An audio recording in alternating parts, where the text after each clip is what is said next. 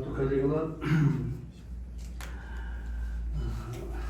отчет бериштин негизги маселеси эл үчүн дегенде өзүңүздөр билесиздер, мен дагы акыл өсүмгө окшоп отчет берүүгө үлгүрбөй калбайын деп отчет берип коеюн деп атам. Ошон үчүн ушуну сиздерге жеткизип коебуз деп. 2020 жылдын октябрынан азыркы мезгилге чейинки Кыргыз Республикасынын Улуттук коопсуздук мамлекеттик комитетинин зыяндык угутун толтуруулар боюнча маалыматы. Урматтуу коллегалар, мен цифрларды айтамын, что кийин адаштырып албасаңыздар, урматтуу журналисттер. Себеби дегенде журналисттер кээде ушундай болуп атат да, цифрларды айтсаң, бир цифраны башка цифрага алмаштырышы менен ал жанагы туура эмес маалымат берип коюшат да. Ошондуктан так айтам, шашпай. Цифрларды алмаштырып албаңыздар.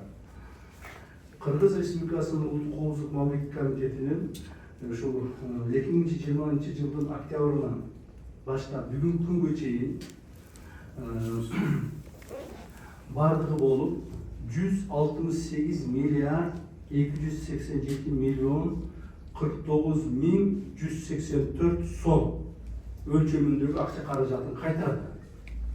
Бул бүгүнкү курс боюнча доллар менен 1 миллиард 945 миллион 515 миң 19 доллар акш долларынан ашык болот экен.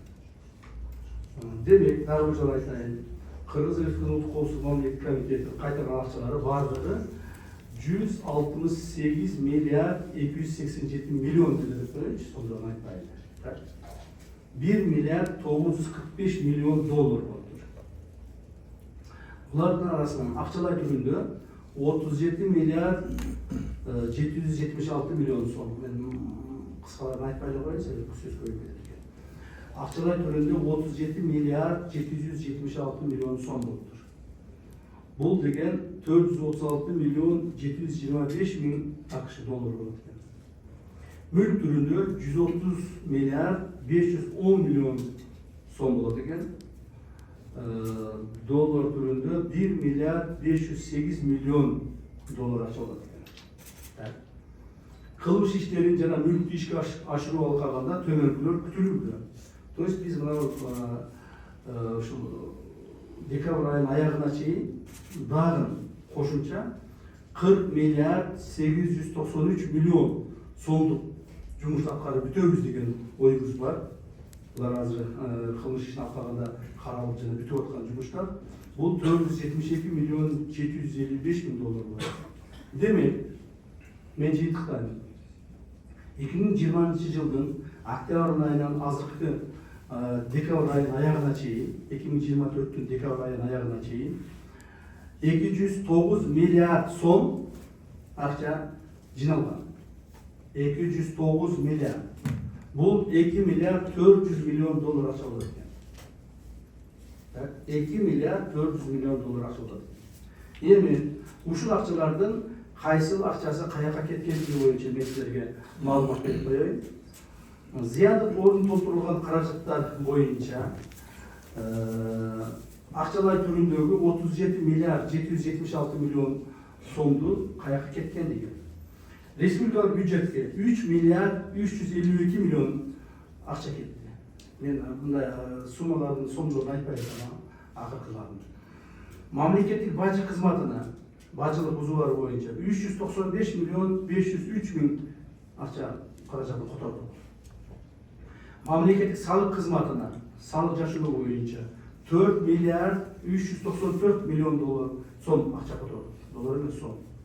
Турукташтыруу фондуна, став фондуна 16 миллиард 952 миллион сом котордук.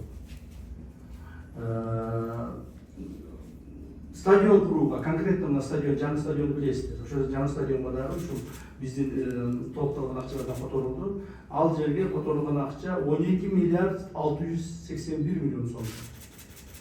То есть УКМК өзүнүн жанагы топтолгон акчаларынан өз билемдик менен бир дагы сом акчаны биз иштеткен жокпуз жана иштете албайбыз. Мыйзам боюнча.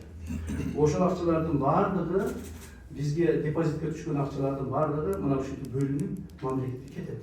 Андан кийин мамлекет уже бажы кызматы, салык кызматы, республикалык бюджет, став фонд булардын бардыгы анын өздөрү ошол жерде иштетишет. То есть аларга дальше уже биз отчет бербейбиз. Ошолорго чейин акчаны жеткизип бердик, калганын алар өздөрү иштетишет. Кыргыз Республикасынын Министрлер Кабинетине караштуу мамлекеттик мүлктү башкаруу боюнча мамлекеттик агенттиги азыркы күндө ачык аукциондор аркылуу 8 миллиард 963 миллион сомдук акча каражатын мүлк түрүндө ишке ашырды. То есть биз, урматтуу коллегалар, муну дагы ачык айтып коюшум керек, 1100 бардыгы болуп 1174 объектини биз кайтардык. Мамлекеттик мүлккө кайтардык. На общую сумму 130 миллиард 510 миллион сом. Анын сатылганы, бүгүнкү күндө сатылганы 44 объект сатылды, 8 миллиард 963 миллион сом. Мамлекетке берилген объектилер 184 объекти мамлекетке өткүзүп бердик. Бул эмне деген объекттер? Бул объектилер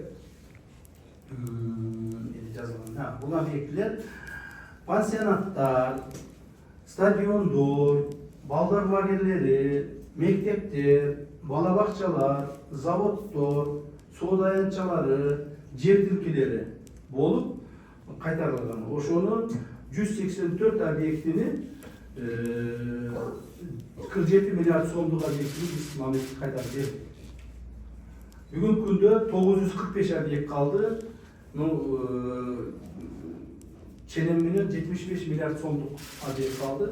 Бул бүгүнкү күндө жанагы мүлк агенттиги тарабынан сатылып атат.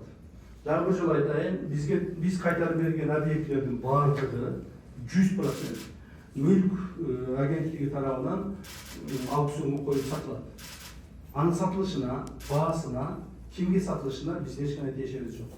Аны ошол мамлекеттик орган карап турат.